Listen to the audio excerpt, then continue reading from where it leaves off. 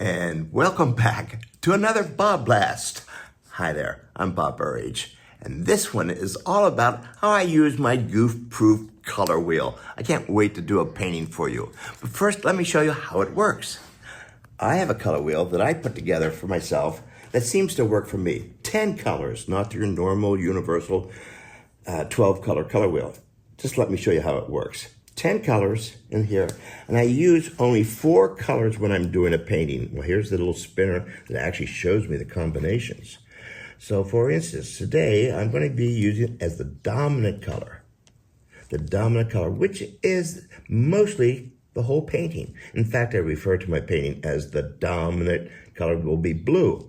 For instance, over here are 3 different kinds of blues. There's the dark blue, ultramarine, and phthalo green, and compost blue number 2 from Holbein painting. And so I use about 80%. So I'm having fun at the first time. I put this color all over the whole painting. So making sure that it's dominant. Now the focal point, according to my color wheel, it says red. Great. That's number 2, focal point. So I'm going to use red as the focal point. It says so on the wheel. So that's about 10% of that whole painting. So 80% is about bluish, and 10%, the focal point, is somewhere around the reds. So I have a primary red here. I even think I have some magenta in here, just so I can have more time to play with it. Don't have just one red or one blue. Put some other colors in there to have some fun. Remember, you are a painter. Now the other 2 remaining colors, according to my wheel here, I call them spice colors, and they're only used about 5% of the color wheel on the painting, And so where do I place those? Well, I choose these as spice colors, or let's call them cheerleaders. I put them really close to the focal point. As you can see that the spice colors are closer to the focal point. And they act like, here it is, everybody, over here, here's the focal point, in case you missed it. Now that's the philosophy behind the color wheel. I also use white paint, thank you, and I use black. Hey, I'm a painter. So that's one color combination. And according to my color wheel, I have like 10 different combinations I can use. So let me do a painting and show you how my color wheel works, and it's a goof proof. Have fun with this. Let's get started.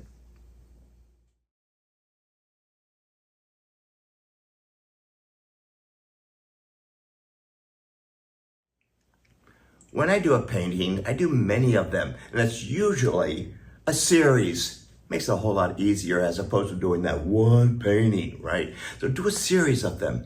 You're more relaxed and more creative. For instance, the title to this series is called Welcome Home or Welcome Back. It's about someone coming back into the fold, that kind of a family member, that kind of a thing. In fact, I even titled it first. I always title my paintings first, not at the end. That way I can stay focused and I keep painting. So for instance, this is the combination I just got finished showing you. Mostly blue, 80% of the blue, but look at all the different kinds of blues, not just that one blue, right? And then the focal point, well, you can't miss the focal point. It says it's in one place, by the way. It's not all over the place. Focal, one point.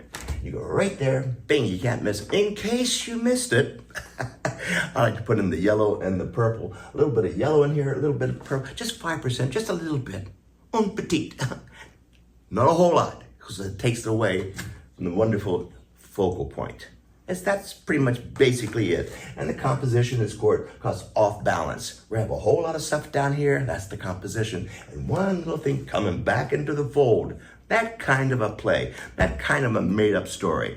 So even in here, look at this giant red focal point. Now that's more than 10%. But I really wanted that to be noticed. And where's the coming back? Where's the welcome home? Well, here we are. It's the same color. It's going to come back here. Things like that. Not intellectually thinking, but it's just kind of, that's how I get to one color to the next color.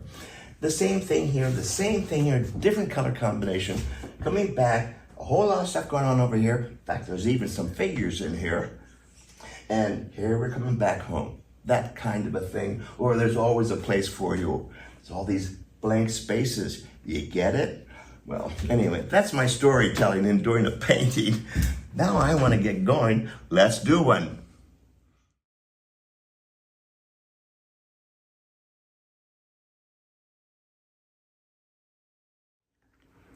I have my big brushes ready. I'm ready to start throwing some paint around. Here we go. All right, the way I work is flat. I work flat. This is a 15 inches by 15 inches, 300-pound Fabriano Artistico watercolor paper. Love it. Yes, I have already put some gesso on it, just like you would if you were painting on a canvas. So I do the same thing, the same substrate on paper. That way it will react just like as if I was working on a canvas. All right, so there's your gesso. So it's sealed it. Let's put on 80%. When I paint, I like to put down overall tone. I'm going to do the entire painting, not just 80%. I'm going to see how much fun I can have. Okay, and the composition, by the way, will be asymmetrical, which means there's a whole lot of stuff going on over here and one little thing over here, and it's called Welcome Home, just like we just got finished talking about. So let me just get some paint over everywhere. Remember, you've already done your Pilates, your arm exercises and your leg exercises, stretching your body, then you can stretch your mind, a little meditation, a whole lot of journaling. Why am I in the studio today? That kind of a thing. Okay, boy, I'll say that's the dominant color according to my color wheel. Now, be a painter. Let's have different kinds of blues in here. Oh, just for fun. Ah, this ultramarine blue, isn't it gorgeous?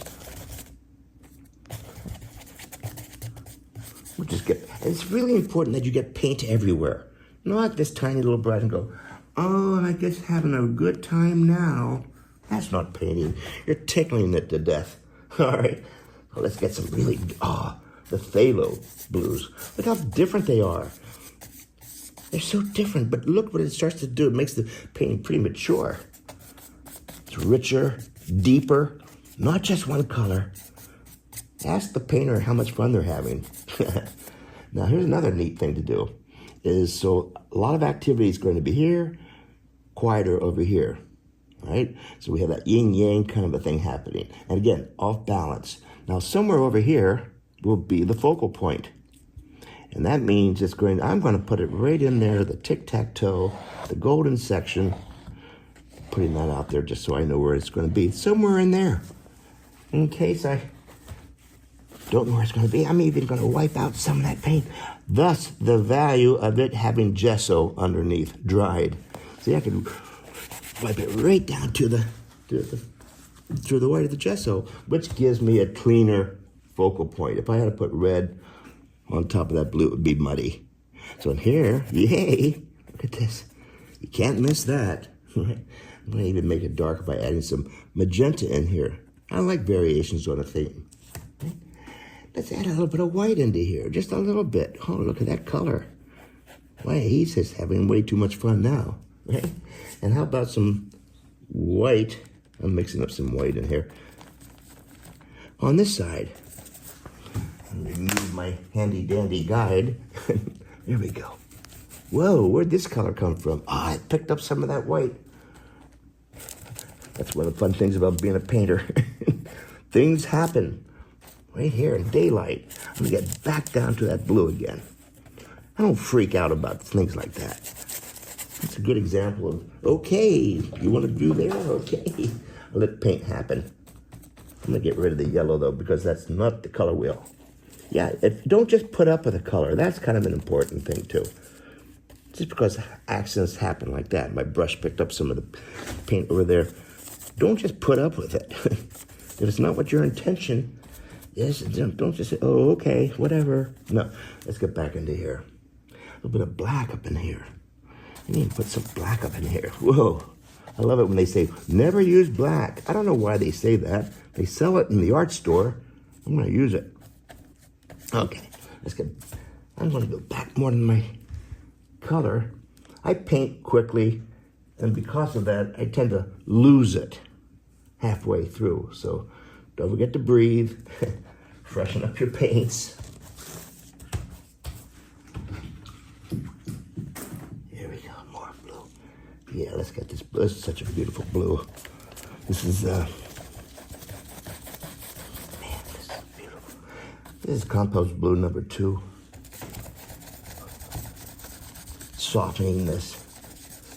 Almost becomes neutral, almost. Okay, I don't want to get too much detail in here right now. Okay, and let's get back. Now, you see it.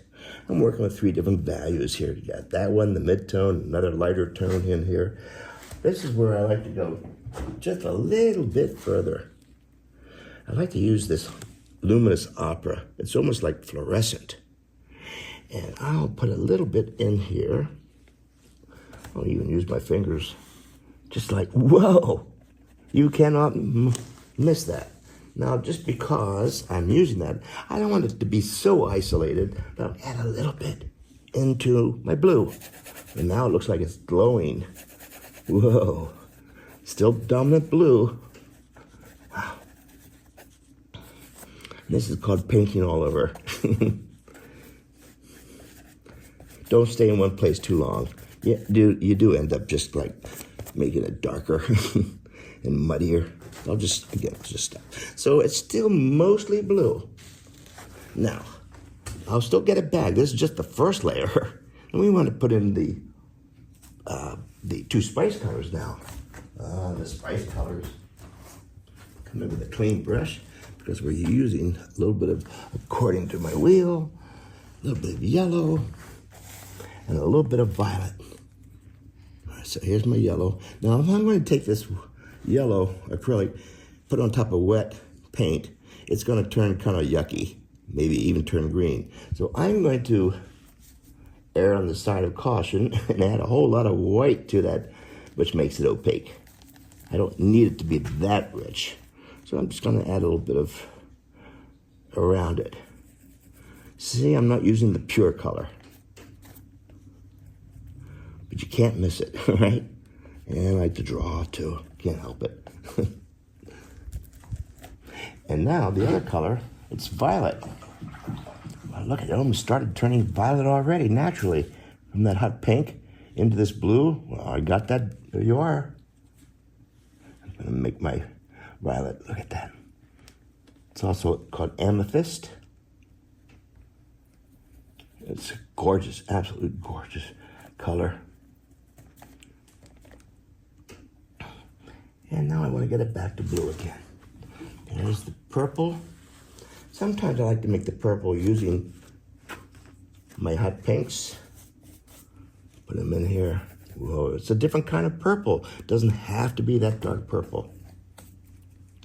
And we'll come back into here. Oh, yeah. Now I like to draw. Give me a minute here. I'm just going to draw over here. Make it really busy. And this is the welcome back thing, remember? I like to scrape and scratch. Another good advantage of working on top of a white surface is the substrate is already dried. So I can come back in here and draw with my fingernails or the back end of a paintbrush.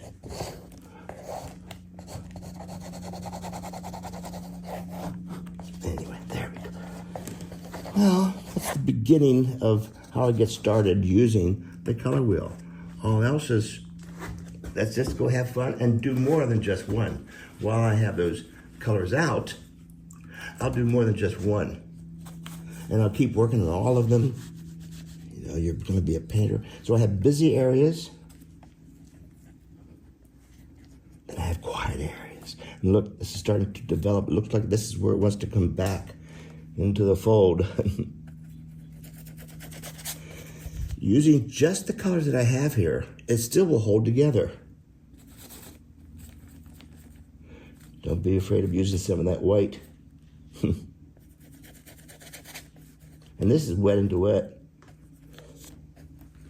Of course, I'm using really good paints. These are full of pigments. And that's why you don't see them breaking down. The total amount of pigment, they call them full-bodied, which means they're heavy-bodied. A lot of pigment. And just wants to make me be a better painter. You know, it's just, wow. Now, I'm going to go more than 10%, or at least get it up to 10%. The focal point color right now, it's pretty smaller. Let's do more.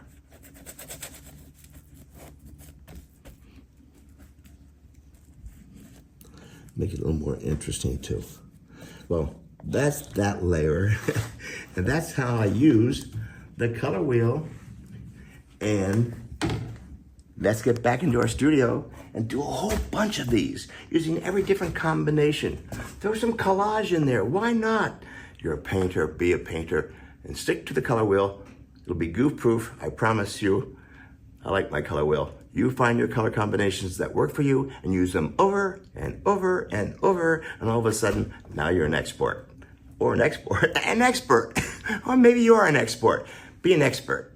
I'll see you on the next studio. BobBlast.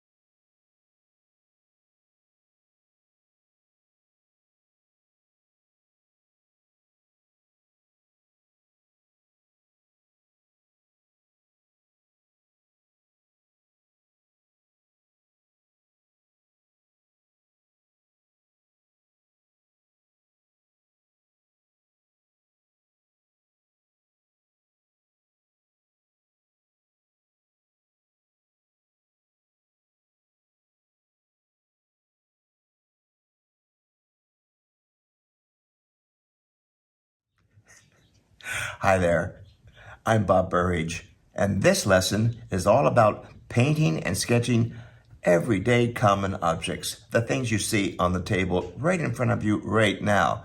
For instance, everyday common objects like a coffee cup. I'll paint them and sketch with them and use different color combinations. It's a great way, especially when you don't have any ideas to get started, okay? Just look at everything and just pick it up in your hand, especially a coffee cup. Look at it. Look at all the radiuses and the underneath all of that stuff and the straight lines and the kind of goofy ellipses.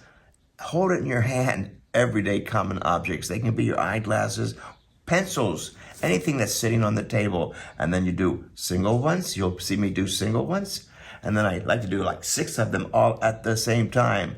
Remember, it's all about staying loose. Not just one at a time, 2 at a time. I do them all at the same time. Boy, at the end of doing all of those, my shoulders are loose, I'm breathing, it's having a great time. So in this, you'll see all the materials that I'm using, and you're gonna see a lot of samples. So it's a great time to get started and get loose. And if you watch all this, see it again and again and again, because I'll be watching you in the studio. Have a great time.